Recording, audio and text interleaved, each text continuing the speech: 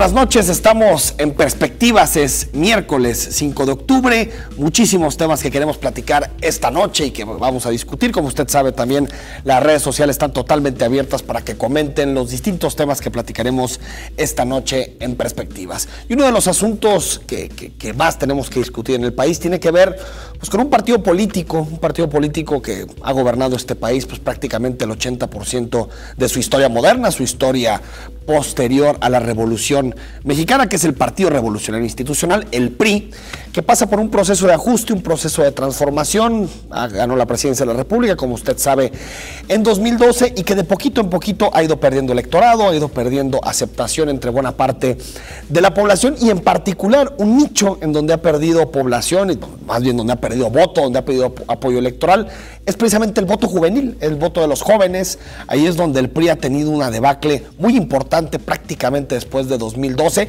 y queremos conocer cómo piensan los jóvenes priistas, cómo piensan los jóvenes que están egresando de las principales escuelas de cuadros de este partido, y para eso hemos invitado a dos priistas, dos personas egresados precisamente a estas escuelas nacionales de cuadros. Pero antes de escucharlos, de presentarlos, veamos la siguiente cápsula.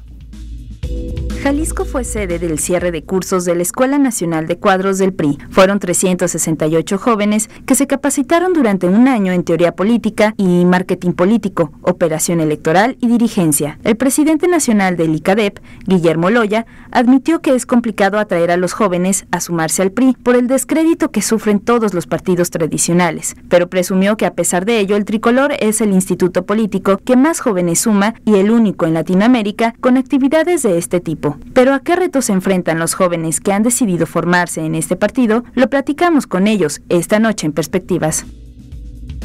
Primero presento a mi lado izquierdo a Carla Yamilet Falomir Frausto. Ella es egresada precisamente de la Escuela Nacional de Cuadros del PRI. Muy buenas noches. Hola, buenas noches. Gracias por estar aquí con nosotros. Y a Misael Simón de la Madrid, también egresado de esta escuela. Muchas gracias, Enrique, por la invitación. A ver, primero me gustaría preguntarles, y lo escuchamos en la cápsula, ¿es difícil ser priista actualmente en términos, digamos, de la juventud, de los amigos con los que se rodean, de su entorno familiar? ¿Es complicado asumir la militancia priista? Sí, es difícil porque quiero retomar una frase de Salvador Allende que dice que ser joven y no ser revolucionario es una contradicción hasta biológica. Y en la actualidad lo estamos viendo reflejado en los jóvenes de nuestras generaciones. Muchos de ellos no creen en los partidos o les venden la falsa expectativa de que un partido va a cambiar un estado, va a cambiar un país, cuando realmente son otras cuestiones las que cambian los países, los estados y los gobiernos. Y sí, somos muy criticados, en lo personal yo, por familia, por amigos, el ser militantes del PRI. Misael. Sí. Bueno, yo considero que el contexto mundial empuja un poco a que los jóvenes participan, no importa si es de un partido político, una asociación civil o desde otro cualquier ámbito. Entonces creo que el Partido Revolucionario Institucional ha hecho un gran trabajo a través del tema que por lo que hoy nos invitas, que es la Escuela Nacional de Cuadros, en la que es un curso de capacitación política constante, ¿no?, que tiene aproximadamente duración de un año, y en el que va atrayendo a jóvenes que tienen ese interés de involucrarse en las actividades partidistas, pero también irse formando como cuadros del partido. Entonces creo que estos espacios generan para dar la apertura a aquellas personas que coinciden con los ideales del partido. Ahora, Misael, te repito la pregunta, ¿es difícil tener la militancia? Bueno, en tu entorno de amigos, con tus compañeros, es decir, ¿es en este momento una militancia señalada por una parte de la juventud? Bueno, más que difícil, yo diría enriquecedor, sobre todo porque siempre convergen las opiniones de los demás liderazgos, amigos, familia, en algo que uno cree, ¿no? Los lineamientos o los ideales del Partido Revolucionario, ¿por qué creemos en él? Bueno, porque es un partido que tiene suficiente historia, que ha sido creador de las instituciones políticas a través de México, y que además tiene otras cualidades que hoy permiten ser el partido más importante. Y respondiendo a lo que me preguntas, en algunas ocasiones sí nos pueden preguntar, pero es por eso que estas escuelas son importantes para demostrar por qué somos priistas y por qué en este siglo es importante demostrar esos ideales. Yo estoy de verdad completamente de acuerdo en que haya gente que no coincida con el PRI. Sería ilógico pensar que todos tuviéramos que ser priistas. Yo estoy muy contento de que haya amigos que incluso no militan nada más en el PRI, sino en todos los partidos, y que incluso deciden no jugar en partidos, sino de manera independiente. Y creo que eso nutre, como decía al principio, enriquece y converge ese tema de ideas, pero al final creo que el ser priista es algo más de lo que podemos ver en medios, es algo más de algunas decisiones. Creo que si nos da la oportunidad, Carla y yo podremos hablar de lo que es realmente ser orgullosamente priistas. Ahora, Carla, ¿hasta qué punto, o si tú le tuvieras que explicar a una persona que no conoce qué es el PRI, cuál es su ideología, cuáles son los temas fundamentales, los temas prioritarios para este partido político, ¿cómo lo harías? ¿Cuál sería, digamos, una forma resumida que tendrías de explicar qué significa el PRI? Pues para mí significa todo, porque si el PRI no hubiera existido, yo ni siquiera hubiera tenido el acceso a una escuela pública, ya que gracias al PRI hay escuelas públicas, gracias al PRI se ha revolucionado toda la historia de México. La historia de México la podemos resumir gracias al PRI. Esa es la forma más sencilla en la que yo lo explicaría. Pero ¿no te parece un poquito exagerado, Carla, decir que la historia de México, digamos, obedece a un partido político? Te lo digo porque hay millones de ciudadanos que trabajan todos los días, hay millones de ciudadanos que se esfuerzan, estudiantes que salen, y por tu respuesta parece como si todo se redujera a la participación de un partido político. No, no me parece exagerada, porque nuestro ideal del prismo nace de la Revolución Mexicana. La Revolución Mexicana marca una pauta de un antes y después de la historia. Entonces, el PRI ha hecho grandes transformaciones que creo que se han hecho de menos a lo largo de que ha transcurrido la historia por un desgaste natural en ser gobierno. Misael, sí. ¿Qué ideología tiene el PRI? ¿Es un partido político de derecha, de izquierda, de centro, revolucionario, no revolucionario?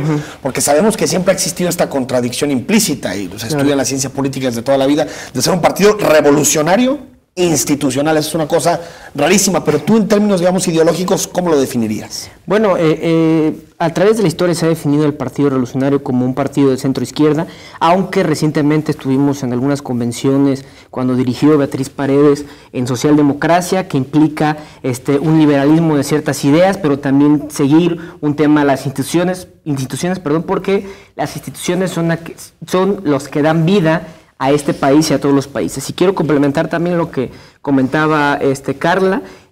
No podemos decir directamente que la historia es gracias al PRI, pero sí la historia de México conlleva principalmente la participación del PRI. Una vez posterior a la revolución hubo una lucha, una masacre por el poder, y es Plutarco Elías Calles que da un orden a través de reunir diversas organizaciones políticas y dar forma a lo que era el PNR, para posteriormente ir adecuando los estatutos, y con Lázaro Cárdenas posteriormente se conformó el PRM, y posteriormente logramos llegar a lo que es el PRI. Entonces, durante todo este proceso, todos los partidos que existan actualmente han emergido el PAN, a través de los liderazgos, cuando fue director del Banco de México con, no recuerdo el nombre, pero se fue conformando con un grupo de empresarios. El PRI ha dado apertura a todos los sectores más importantes de la sociedad, el campesino, el obrero, a las clases medias, y hoy está dando la oportunidad, a través de algunos años atrás, a los jóvenes y también al sector de empresarios, y así también como los medios tecnológicos que son trascendentales en nuestra vida diaria.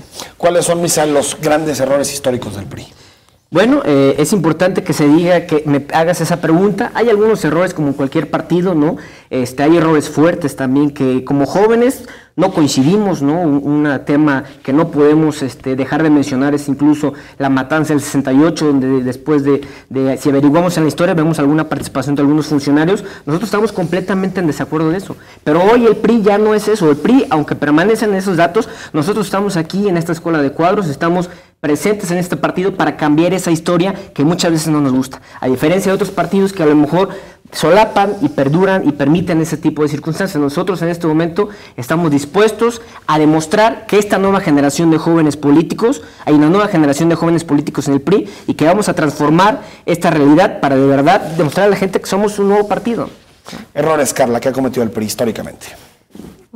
La devaluación de la moneda, de los 90s. Sí, lo del 68 que mencionaba Misael, excesos, corrupción, entre muchos otros que serían infinitos mencionar. ¿Ves en el sexenio de Peña Nieto algunos errores? Porque tú lo sabes, Carla, Peña Nieto es el presidente peor evaluado en los últimos 25 años en este país. Existe una corriente de debate a nivel nacional sobre incluso su renuncia, ¿no? Su posible renuncia del cargo de presidente. ¿Crees que ha cometido errores Enrique Peña Nieto? Creo que ha cometido errores. ¿Cuáles ves? Como todos los gobiernos ha cometido errores. Prueba de ello, la famosa Casa Blanca, entre muchos otros, como lo son la indemnización de la que tanto se ha hablado del presidente del partido, Pero también ha habido muchos aciertos y a esos no se les ha dado la difusión adecuada, tales como las reformas que han venido estructuralmente, ahorita no han tenido un gran auge, pero con los años se verán mejores. Creo que ha habido más aciertos que errores, pero la gente más bien tacha lo malo en vez de irse por lo bueno que ha sucedido en nuestro partido. Ahora, el asunto de las reformas es que serán buenas o positivas. Yo discrepo de algunas, de otras las compro un poquito más, pero serán buenas o positivas en el momento en que den resultados. Claro. Como papel en la ley, pues sirve poco, ¿no? En el sentido es que tenga realmente resultados en la calidad de vida de los ciudadanos. ¿Qué balance harías tú del periodo de Peña Nieto? Y si ves también, como le decía Carla, el asunto de la Casa Blanca y lo de la indemnización de la Comisión Federal de Electricidad de Enrique Ochoa Reza, pero que no es un asunto tanto que le compete directamente a Peña Nieto, sino es más bien una decisión que se tomó en la comisión, ¿no? Yo creo, estoy a favor de las políticas públicas del presidente Peña Nieto. Como bien lo afirma Carla, pues, se ha resaltado en mayor proporción el tema de algunos errores, pero yo creo que ha sido el presidente que más reformas ha impulsado a nivel nacional, e inclusive te voy a poner un claro ejemplo. Tú, Enrique, cuando utilizas tu teléfono y marcas de larga distancia a otro celular, hoy ya es una realidad que no nos cobren roaming, ¿no? Hay un tema también con la reforma energética que ya en los municipios y en varios espacios se van a poder ya ofertar empresas, ¿no? Para que puedan disminuir la luz. Entiendo que hay una realidad también con el tema de la gasolina, ¿no? Pero posteriormente hay unos contextos internacionales y políticos que hoy nos limitan a poder lograr esos avances. Pero creo que el presidente Enrique Peña Nieto ha hecho un excelente trabajo. No podemos negar que hay algunos errores, somos personas, somos humanos.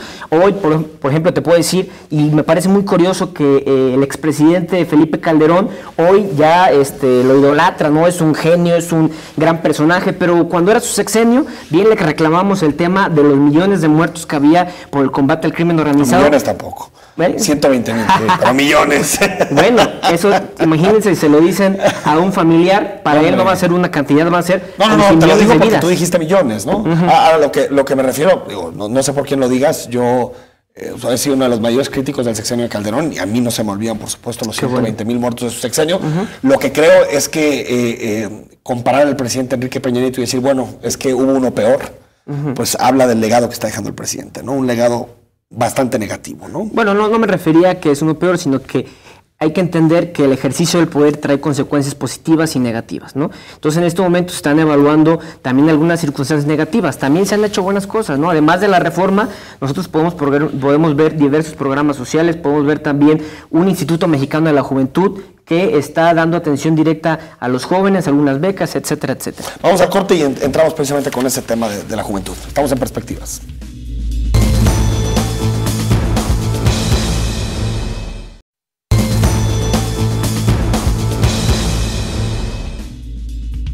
Estamos de vuelta en Perspectivas, platicando con dos jóvenes que son egresados de la Escuela Nacional de Cuadros del PRI. Hemos hecho en el primer bloque un balance de lo que ha sido la gestión de Enrique Peña Nieto, lo que significa ser priista en este momento en que, como usted sabe, el PRI ha perdido pues incluso muchos de sus bastiones electorales que tenía a nivel nacional. Está el caso de Veracruz, está el caso de Tamaulipas, Durango, estados que nunca había perdido el PRI.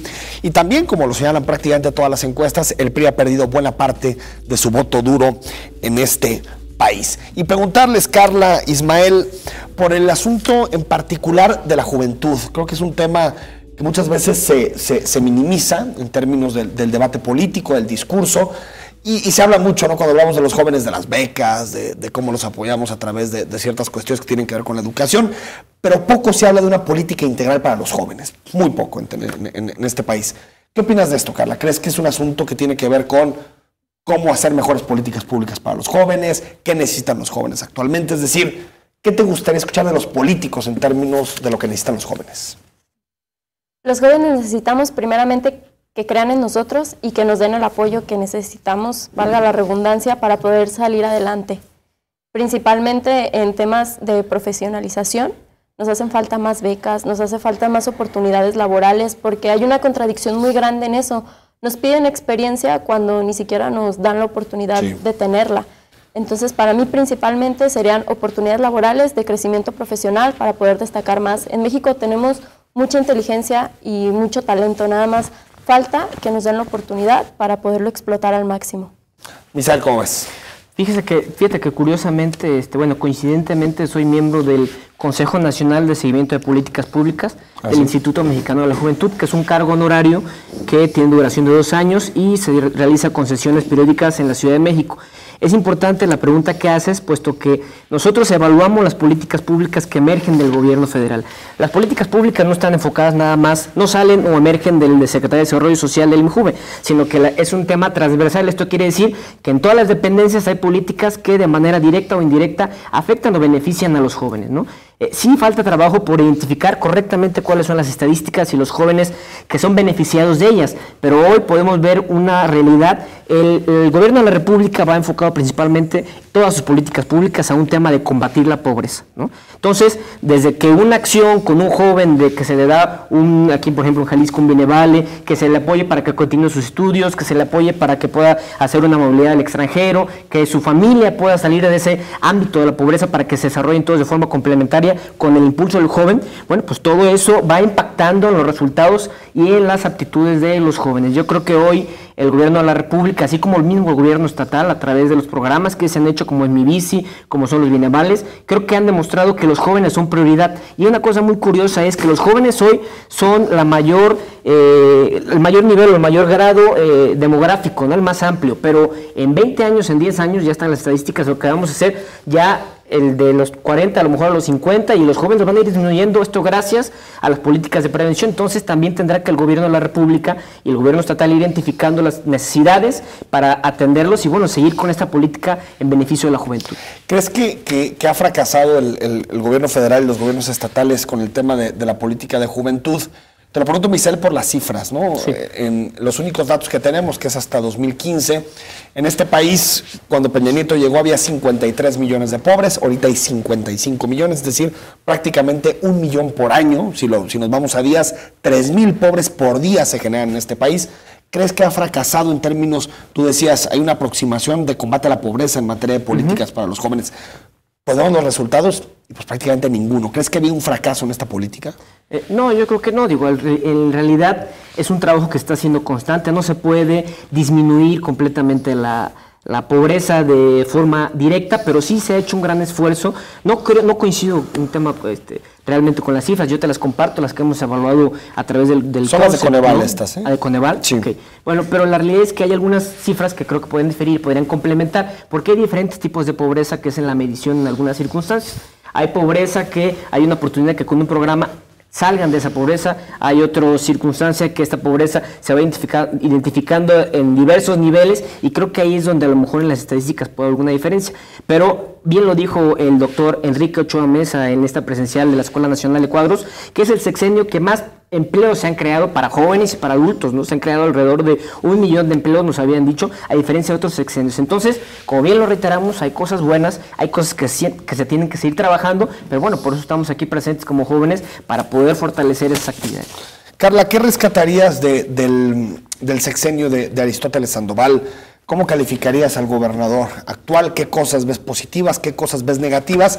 Y si crees que el hecho de que Aristóteles Sandoval, que es hasta cierto punto joven, o llegó siendo joven, es también el hecho de que haya llegado a ser gobernador, es un impulso también para una buena parte de la juventud priista que lo ve o lo puede llegar a ver como un anhelo, ¿no? Llegar a ser lo que el gobernador hizo.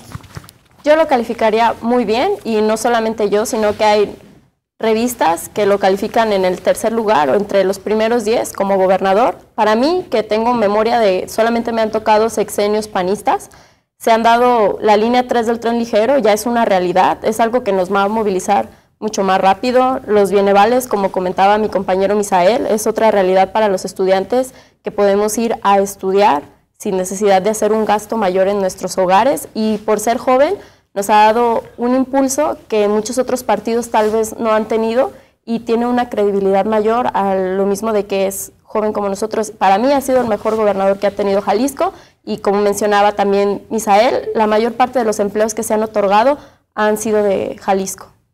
Misael, ¿cómo ves al gobernador? Yo creo que bien. Digo, la realidad es que como joven se puede hablar positivamente, ¿no? Los bienevales que se nos ha apoyado a los estudiantes, el tema de Mi Bici, que ha ido en beneficio de los estudiantes, mochilas gratuitas y útiles también para los que están estudiando, y creo que ha sido un sexenio que puede poner referencia. En creatividad tecnológica somos la capital de la innovación, ¿no? Creo que el que sea Campus Party aquí cada año es un buen referente y que cada ocasión asistan más jóvenes. Entonces hay infinidad de programas, ¿no?, que se han desarrollado, y creo que Jalisco hoy es pionero, y además Jalisco se fortalece frente a la República como uno de los estados que más apoya a los jóvenes y que seguirá dando de qué hablar en los próximos meses. ¿Crees, Ismael, Carla, creen que el gobernador ha sido, Misael, perdón, creen que ha sido pues, claro, contundente en materia de combate a la corrupción? Se los pregunto porque en el periodo de campaña el PRI fue muy crítico del sexenio de Emilio González, incluso decían que había sido el sexenio de la corrupción, hablaron de las vías panamericanas, de muchísimos negocios, Chalaquetepec, la forma en que se utilizaban pensiones. Sin embargo, no tenemos prácticamente a nadie pagando por esos platos rotos, a nadie, y todo parece que quedó más bien en un discurso de campaña. Y ustedes lo saben, en este momento los jaliscienses, los mexicanos, lo que piden es que los políticos se amarren y que realmente tomen decisiones en materia de combate a la corrupción. ¿Tú cómo la ves, Misael? ¿Crees que realmente existe voluntad de parte del gobernador? Porque no tenemos ni un solo caso de procesamiento. Sí, yo creo que sí hay la voluntad. Hoy, hace unas semanas, la bancada del PRI solicitó ya la revocación del contralor, del auditor de la auditoría aquí del Estado, sí, por algunas implicaciones que se van a determinar la investigación. Y bueno, creo que sí, la corrupción a nivel nacional también es un tema que se viene trabajando con el Sistema Nacional Anticorrupción. Está el tema también de la Ley de 3, que afortunadamente se va a desarrollar también aquí ya en el Estado, donde hay que hacer 3 declaraciones distintas, ¿no?, patrimonial, de intereses. Y bueno, pues creo que quedan todavía cosas por hacer, pero como joven, creo que la corrupción es lo que más nos daña a todos nosotros, a jóvenes, adultos, es algo de lo que estamos hartos, ¿no? Y creo que en el Partido de Revolución Institucional hoy tenemos la apertura para empezar a empujar y a hablar de las cosas que no coincidimos, ¿no? Entonces creo que es un buen espacio también para ir demostrando lo que somos capaces, como bien decía Carla, pero ir empujando esos temas de las cosas que no nos parecen y no nos gustan. Carla. En tema de combate a la corrupción, sí, creo que se han hecho muchas cosas. Prueba de ello podemos mencionar a las famosas toritas, que se contratan a mujeres porque son menos propensas a la corrupción. Como población nos quejamos mucho de la corrupción que existe, pero cuando nos para un tránsito, ¿qué es lo primero que tratamos de hacer? Sobornarlo para evitarnos una fila, para no ir a pagar, le robamos la luz al vecino. Entonces la corrupción también, para poderla combatir, se necesita que los ciudadanos pongamos de nuestra parte, no solamente dejarle todo al gobierno. Definitivamente el gobernador tiene toda la capacidad y todas las ganas para combatir la corrupción, pero también nosotros como ciudadanos hay que poner un poco de nuestra parte para que esto sea una realidad. Y en términos, y digamos, yéndonos al asunto de los jóvenes, que nos quedan 3 minutos también para despedir estos 2 bloques, preguntarte, Carla, ¿cómo ves al PRI en las redes sociales? Porque se asume que las redes sociales son un espacio no muy priista, digamos, ¿no? Que no es mucho simpatizante priista en las redes sociales, que tiene que ver con un tipo de forma de entender la política, la sociedad. ¿Cómo ves la forma en que el PRI está incursionando en las redes sociales y los movimientos que hay en torno al PRI precisamente en estos espacios de interacción? Precisamente en las redes sociales se maneja mucha desinformación y tenemos una cultura de no leer, de no investigar. Entonces, misma desinformación ha llevado a un enojo de la población. Los invito a todos a que antes de retuitear algo, antes de compartir algo, hay que informarnos que sea verídico. Creo que el PRI va bien, simplemente no se ha dado la difusión correcta de las cosas buenas que se han hecho. Misael, ¿cómo ves las redes? Yo creo que, como bien dice Carla, es un tema de desinformación, pero antes de que termine el programa, me gustaría platicar también del tema de la Escuela Nacional de Cuadros, que al final somos egresados y tienen relación completamente con el tema incluso de redes. La Escuela Nacional de Cuadros es un proyecto que ya está materializado, lleva 3 generaciones en el PRI nacional, ¿no? Empezó con el doctor César Camacho y hoy perdura en nuestros días. Y bueno, yo soy egresado de la primera generación, sí, Carla es egresada de la tercera generación, que hace unos días tuvimos la presencial aquí. Es una escuela de formación política durante un año con capacitaciones, con trabajo en línea, de e-learning, y que es una escuela que ha ganado ya premios, el Victory Award, que es un premio de prestigio que se entrega en Washington, así como otras circunstancias. Pero lo más interesante de la Escuela Nacional de Cuadros es las amistades que se logran generar en cada uno de los estados. Y más que amistades, liderazgos en los que coincidimos completamente, que necesitamos cambiar el PRI, necesitamos mejorarlo, necesitamos fortalecerlo para poder lograr esos objetivos, ¿no? ¿En qué exactamente tiene que cambiar el PRI? En las formas de que se llevan a cabo las cosas, darnos mayor oportunidad y también difundir todo lo bueno que se hace, insisto mucho en eso. ¿Qué se necesita cambiar en el PRI? Bueno, ¿O qué aprenden ahí que se debe cambiar en el PRI? Bueno, yo creo que siempre los funcionarios deben de tener esa cercanía con la ciudadanía, ¿no? No debemos de perder de vista que en algunas ocasiones se logra esa distancia y no tenemos que olvidar eso. Tenemos que los que tienen la oportunidad de estar en el gobierno emanados por un tema del PRI o porque el PRI ganó las elecciones, los ciudadanos hicieron que ganara el PRI, bueno, creo que tienen que tener esa cercanía constante con la gente y al final atacar completamente y determinantemente la corrupción. Hoy, hace unos días también emitió el maestro Arturo Zamora, que es parte también de la Comisión Nacional de Justicia, ya se suspendieron los derechos del gobernador de Veracruz, Javier Duarte. Entonces yo creo que esas acciones están demostrando que estamos cambiando y que necesitamos mejorar, pero aún así los jóvenes necesitamos identificarnos y meternos y si es necesario arrebatar para poder demostrar que el PRI es el mejor partido en este momento.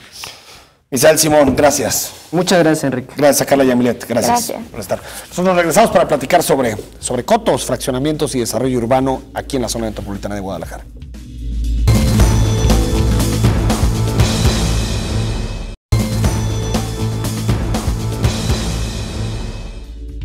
Los condominios exclusivos, urbanizaciones privadas, ciudades cerradas, countries o cotos aparecieron desde los 90s en la región de América Latina. Este tipo de urbanización rápidamente se expandió en la zona metropolitana de Guadalajara hasta ocupar actualmente el 12% de su superficie. ¿Por qué esta opción ha tenido y tiene tanto éxito en un contexto como el mexicano y en todos los grupos sociales? Se dice que es por la búsqueda de seguridad que prometen los cotos ante una percepción de riesgos que tiene una buena parte de la población. Pero, ¿a qué le tememos en las ciudades? Y sobre todo, ¿en qué medida vivir en el coto nos puede brindar una mayor seguridad? Lo platicamos esta noche en Perspectivas. Cotos, condominios, fraccionamientos, tenemos nombres de todos para explicar estas ciudades amuralladas, estos corredores que tenemos en la zona metropolitana de Guadalajara, en donde los ciudadanos nos metemos ahí adentro, al interior de un fraccionamiento, de una residencia y prácticamente tenemos poco contacto con el exterior. ¿Son necesarios? ¿No lo son? ¿Ayudan a combatir la inseguridad? Lo platicamos esta noche con Bernd, a ver si lo pronuncio bien, Bernd Fanzenstein, creo que me equivoqué, docente de la Universidad Autónoma de Guadalajara. ¿Cómo estás? Muy bien, buenas noches. A partir de ahora te voy a decir doctor. No, todavía no. Todavía es candidato maestro, a doctor. Te digo maestro a partir de ahora. Preguntarte primero, ¿de cuándo estamos hablando, digamos, en términos, digamos, de años? ¿Cuándo podemos identificar que empiezan a surgir los cotos, los fraccionamientos, como una forma de entender el desarrollo urbano? Sí, es un punto muy interesante y también muy importante desde una perspectiva geográfica. Sí. Yo tuve la oportunidad para liderar un proyecto sobre el impacto territorial de las urbanizaciones cerradas en el área metropolitana de Guadalajara. Y allá nos dimos cuenta plenamente de una perspectiva territorial que ya casi tenemos más de 12% de la superficie de la mancha urbana. Les doy una referencia: la mancha urbana de los 9 municipios tiene una superficie de 650 kilómetros cuadrados y casi 12% estamos en un concepto de la ciudad cerrada, la ciudad exclusiva, la ciudad privada. Y en ese sentido, obviamente necesitamos también saber cuándo empezó todo. Exacto. Y allá estamos llegando desde una perspectiva del año 1970. Allá fueron los primeros desarrollos afuera de la mancha urbana para desarrollar urbanizaciones cerradas, que la intención era conectarse con el automóvil, con la ciudad, con el lugar de trabajo, de la convivencia y vivir fuera de la ciudad. En los 70s, 80s y los 90s, obviamente también debemos dar cuenta o crédito a una época de la inseguridad que también fue contribuyendo en esta perspectiva al fenómeno de los cotos para promoverlo. Es un fenómeno, maestro, que tiene que ver con un tema de América Latina, América del Norte, porque bueno, vas a Europa y no te encuentras estas grandes construcciones y estos grandes condominios, cotos. Es un asunto más de América Latina, de América del Norte. ¿Dónde lo podemos localizar geográficamente? Hay como 3 continentes donde lo podemos ubicar. Por ejemplo, los gated communities, el concepto de los gated communities del norte de América. Okay. Es necesario diferenciar la perspectiva de América Latina. porque el desarrollo allá con la ciudad, el modelo de la ciudad de América Latina, tiene una época de la polarización, una época de la fragmentación del territorio, y eso son distintas características para el desarrollo. Y también Asia también tiene el impacto de las urbanizaciones cerradas, y yo por mi parte como académico me estoy especializando, como estoy aquí en Guadalajara, en el tema de América Latina, en el caso particular de Guadalajara, y también verificando de qué se trata, ¿no? Por qué está pasando, y creo que necesitamos respuestas a este fenómeno. Como les estoy comentando, ya estamos hablando sobre 12% de la mancha urbana de la ciudad, y en ese sentido necesitamos, como también bien lo está identificando, como estamos a camino a Hábitat 3, a la conferencia cada 20 años de ONU Habitat sobre la urbanización. ONU Habitat también lo está identificando la segregación como un punto clave para el desarrollo de las ciudades en una perspectiva sustentable al futuro. Y para mí, ¿por qué estoy aquí en América Latina? Porque me encantan los espacios públicos, me encantan los centros históricos, espacios abiertos de convivencia para todos, y allá también debemos de verificar qué concepto de ciudad tenemos, abierto para todos o estamos en camino a una ciudad que tiene limitaciones. Claro, ahora lo que se me viene a la mente, maestro, también tiene que ver con la forma en que nos relacionamos con lo público. Es decir, tengo la impresión, y tú me lo dirás, que nuestras sociedades, particularmente México y América del Norte, son sociedades más individualistas, que tienen una relación menos próxima con lo público. Incluso muchas veces escapar de lo público es un anhelo de ascenso social, del transporte público, de espacios públicos, tener tu propio jardín en tu casa, tus propios espacios. Y tengo la impresión de que en Europa la relación con lo público es distinta, o se ha construido de forma distinta. ¿Crees que también esto explica los cotos, más allá de la inseguridad y más allá de todo lo que platicamos anteriormente, el hecho de que no tenemos en México un sentimiento muy arraigado por lo público? Yo lo veo como un estilo de vida, ¿no? Una percepción, también muy enfocado en las últimas décadas en la casa propia. Eso también tiene que ver mucho con la expansión urbana y el crecimiento para dar dos relaciones. Estamos llegando de 1970 de 1.5 millones de personas a 2015 a 4.9 millones de habitantes aquí en el área metropolitana, y estamos también muy expansivo, como lo está identificando también el sector público con los instrumentos de planeación a escala intermunicipal metropolitana, con el Instituto Metropolitano del área metropolitana, que casi tenemos 5 veces más superficie en el mismo tiempo. Y en ese sentido, creo no solamente es el metro cuadrado que tiene su valor, obviamente va a tener un valor grande de perspectiva privada como perspectiva pública, también los servicios, ¿no? Para verlo, por ejemplo, a nivel federal se va a llevar por parte de la República Mexicana una adaptación de ley de los asentamientos humanos de 1976, y en ese sentido creo que estamos llegando desde una época de construir vivienda y no hacer ciudad de manera integral. Porque desde mi punto de vista, no como académico, como ciudadano viviendo la ciudad, creo que sabemos todo lo que necesitamos, ¿no? para verlo. Áreas verdes, necesitamos espacio público, áreas de interacción, áreas recreativas, lugar de trabajo, servicios, infraestructura, salud, educación. Y la distancia, obviamente con su longitud, también es un reto. Y allá creo que tenemos una buena posibilidad y una gran oportunidad para buscar el futuro de la ciudad que los ciudadanos se merecen y que queremos. Entonces, ¿tú crees que tiene más que ver, más que una característica sociocultural, tiene que ver con nuestra idea de ciudad? ¿Apostar por el modelo expansivo de ciudad es lo que ha traído los cotos? Es una parte del modelo de la expansión de la vivienda. ¿En qué es el origen de las urbanizaciones cerradas? Yo desde una perspectiva geográfica lo estoy viendo desde una época de la inseguridad, que sí debemos dar cuenta en los 80s, 90s, y también es un estilo de vida, que sí te va a dar también la posibilidad para cambiar tu vida en ese sentido, que te vas a tener una otra percepción.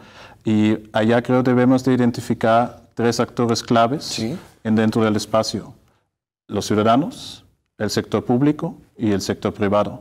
Y obviamente también el rol del sector mobiliario, promoviendo en ese sentido un concepto de vivienda, también debe de ver un punto muy importante.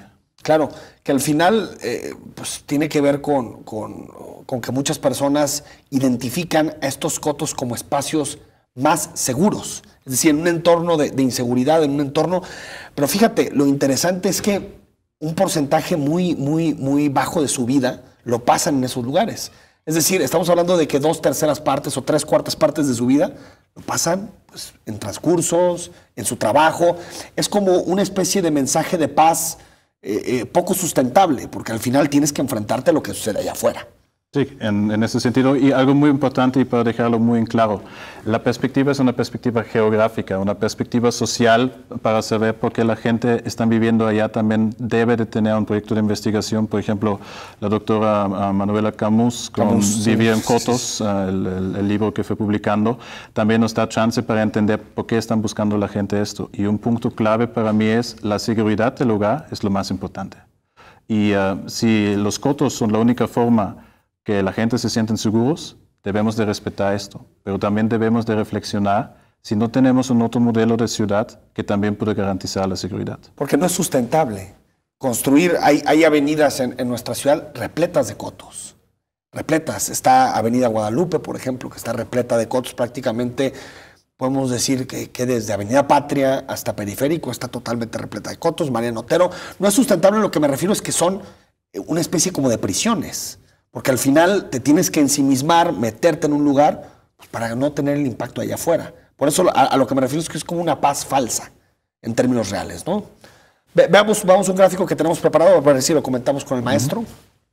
Bueno, esto es el crecimiento de La Mancha y los cotos, ¿no? Estamos viendo allá un punto clave, la segregación. La segregación tiene dos perspectivas que estamos viendo. Es la perspectiva de 2010 de los 9 municipios del área metropolitana a través del grado de marginación identificado a través de CONAPO y también a través de los insumos del censo de población. Y debemos de entender que la segregación tiene dos caminos. La autosegregación, donde las personas están tomando la decisión para segregarse, y también estamos viendo en foco rojo altos grados de marginación donde la gente no son tomadores de decisiones y se están concentrando, esto como segundo parte del camino, en lugares aparte o afuera de la cinturones de marginación. Digamos. Exactamente, para verlo. Que aquí nada más para dejarlo en claro, los puntos rojos son los grados mayores de marginación, ¿no? Exactamente, los puntos más rojos son las zonas marginadas, más densas que tenemos en el área metropolitana. Y para darles una perspectiva geográfica, aquí tenemos una representación cartográfica, pero también tenemos, para poner esto en una referencia, si estamos hablando sobre en 2010, sobre 4.5 millones de personas habitantes en el área metropolitana, estamos hablando que más del 50% de la población están viviendo retos sociales. Y creo que esto es una responsabilidad grande, no solamente para el sector público, para todos, para apoyar. Que logramos una ciudad, como ya está identificado que tenemos una ciudad desigual, desconectada, que logramos el contrario. Que no digo que esto va a pasar a corto plazo. Por supuesto. Allá necesitamos instrumentos de planeación y procesos a largo, mediano plazo que nos van a permitir decidir el futuro que vamos a dejar a las próximas generaciones. ¿Tú crees, maestro, que el POTMET ayuda el Plan de Ordenamiento Territorial Metropolitano, que se aprobó hace algunas semanas, algunos meses más bien? ¿Crees que ayuda realmente a combatir estas asimetrías en la ciudad? Yo pienso que necesitamos adaptar los instrumentos de planeación a nuestra realidad. Si ya nuestra ciudad está fuera de la mancha urbana, de un límite o del territorio, de un límite municipal, debemos de buscar mecanismos para tomar decisiones. Y la perspectiva, y en ese sentido Guadalajara tiene una vanguardia en México, como creo desde perspectiva académica también en América Latina, para tomar decisiones intermunicipales. Todo el proceso que tuvimos de 2008, iniciando con la coordinación metropolitana, logrando los instrumentos de planeación, su incorporación va a ser clave para tomar decisiones desde una perspectiva intermunicipal y buscar los instrumentos que necesitamos para perfilar el futuro de la ciudad. Y que va a ser esencial en este sentido es la colaboración intermunicipal, la participación ciudadana y también que tenemos instrumentos de planeación de escala, tamaño metropolitana que nos permiten tomar las mejores decisiones. Y no solamente se trata de la planeación, se trata de la gestión del territorio. Vamos al corte, seguimos platicando con el maestro Bernd Pfannenstein. Él es docente, profesor de la Universidad Autónoma de Guadalajara. Regresamos.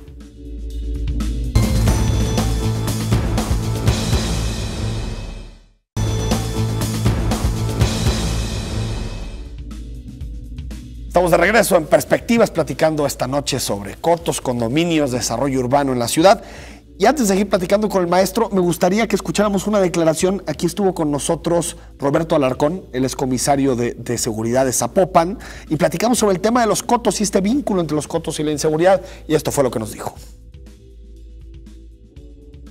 Quiero decirle que para mí, para el comisario de Seguridad Pública, me parece que los cotos están bien. Abrir la circulación, desde luego que nos aumentaría, pero muchísimo, el tema de la inseguridad. Para nosotros, yo decía en broma, yo quisiera hacer del municipio cotos por todos lados y que nada más las vialidades principales fueran las transitables. Eso nos ayudaría muchísimo a tener un mejor control de la seguridad. Entonces, yo como comisario de Seguridad Pública de Zapopan, yo preferiría que siguiera habiendo estos fraccionamientos privados, en donde nos ayuda mucho la seguridad privada, el control de cámaras que ellos ponen, el conocimiento que tienen de los mismos colonos. Todo esto abona mucho a la seguridad. ¿Y si hay una diferencia muy grande en índices delictivos entre los cotos y casas que están fuera de cotos? Sí, definitivamente. Sí, se alcanzan a notar esa diferencia. Sí, claro. Digo, en los cotos no es nulo, pero es casi nulo, por ejemplo, el robo a casa habitación. El tema del pandillerismo. Entonces, que te vendan seguridad es cierto, sí la tienen. Sí, exactamente. Entonces, es muy notable. Bueno, para el comisario le gustaría que la ciudad fuera un coto eterno y que nada más existieran las arterias para conectarnos. ¿Tú qué opinas de esta idea del comisario? En ese sentido, el comisario tiene una gran responsabilidad, ¿no? Garantizar la seguridad de los ciudadanos. Y creo que esto es lo más importante, como estoy diciendo, garantizar la seguridad de los ciudadanos. Y del hogar es lo más importante que tenemos, es un derecho humano para verlo. En ese sentido, creo que es muy importante que no vamos a generalizar y en ese sentido creo debe de revisarse caso por caso qué es la realidad, qué está pasando y qué perspectiva tenemos. Yo puedo dar, por ejemplo, una perspectiva como extranjero, ya casi 3 años aquí viviendo en Guadalajara. Yo vivo en un barrio y me siento seguro y a gusto. Claro, entonces digamos que de pronto hacer la generalización de que todos los que viven en cotos viven seguros y los que no viven en cotos no viven seguros, de pronto es una generalización injusta, es lo que nos estás diciendo, ¿no? No lo veo injusto en ese sentido, yo lo veo más que cada quien tiene el derecho para decidir su lugar y si una persona se siente en un lugar protegido y a gusto, es su derecho, ¿no? Para verlo. Lo que yo veo más es la perspectiva hasta qué tipo de ciudad vamos a llegar a largo plazo. Exacto. Con crecimiento, de tasa de crecimiento de la expansión urbana. Un tema también que estamos viendo cada día es el tema del transporte y de la movilidad. En ese sentido también que tenemos un reto con las vialidades. Y allá está entrando un punto clave, ¿no? La planeación integral. Y no solamente planear, también gestionar bien el territorio y tomar las decisiones a largo plazo. Tú has colaborado con el IMEPLAN, maestro, anteriormente, y estábamos ya platicando sobre el PodMed, y hubo un asunto que generó mucha discusión, debate muy claro que tenía que ver con lo que le llamaban las centralidades emergentes en su momento, que eran todos estos nuevos espacios en la ciudad que iban a ser o que son susceptibles de poblar. Y bueno, estaba claro el caso, por ejemplo, de Zapopan y la salida para Colotlán y todas estas zonas. ¿Crees que estas centralidades emergentes realmente abonan al proyecto de ciudad que necesitamos o estuvieron de más en el PodMed? Yo veo más el instrumento como un instrumento que está dando la pauta para la ciudad y también que debe de ser un instrumento que se está actualizando de manera continua para la toma de decisiones. Y en ese sentido, sin tocar decisiones particulares, algo muy importante creo que estamos identificando también a nivel federal con la actualización de la ley de los assentos humanos, que antes de construir la casa debemos de tener los servicios, debemos tener la transportación pública, debemos de tener la accesibilidad a todo que necesitan la gente para vivir. Y en ese sentido creo que estamos viendo una época de vanguardia en el área metropolitana, donde se están alineando a través de un acuerdo político, sí, a través también del reto que tenemos del artículo todavía 115 de la Constitución mexicana, para buscar la ciudad que da la buena calidad de vida a todos. Y como les fui enseñando, 50%, más del 50% de la ciudad tienen retos sociales, pero también tienen el derecho para participar. ¿Cómo se construye una ciudad más justa? Es decir, tenemos una ciudad muy inequitativa, dividida. Antes era histórico la división oriente-poniente de la ciudad, pero ahora hay muchas más divisiones que eso, periféricos, norte-sur. ¿Cómo se construye una ciudad justa? ¿Qué instrumentos tenemos de políticas públicas para construir una ciudad más equitativa? Es una pregunta bastante grande. Para un programa. Sí, ¿no? Para verlo también para una sola persona. Sí. Yo estoy mucho convencido en diálogo, en la plática, sí, en mesas de trabajo y escuchar las necesidades y buscar las respuestas. Creo que estas son políticas públicas. Escuchar al ciudadano y buscar la respuesta que se necesita y transformarlo al territorio y implementarla. Y en este sentido, hay una gran responsabilidad del sector público, pero también del sector social, de los ciudadanos, para articular sus intereses. Porque sí existen instrumentos de participación ciudadana que permiten articular las necesidades del barrio. Y yo estoy mucho también de la escala, llegando a nuestra perspectiva geográfica. Vamos a necesitar instrumentos de planeación integrales, coordinadas. Pero también necesitamos tiempo para desarrollar este tipo de instrumentos y darle pasos a mediano y largo plazo. Es decir, confiar mucho en la gestión desde lo local, desde lo más pequeño, desde los barrios. Es decir, ¿crees que el modelo para construir una ciudad más justa tendría que empezar por la participación ciudadana? Sí, esto es central, que cada ciudadano tome su voz, porque no articular su voz es dejar su voto. Y en ese sentido creo que cada quien sabe qué se necesita en su barrio y cómo construirlo.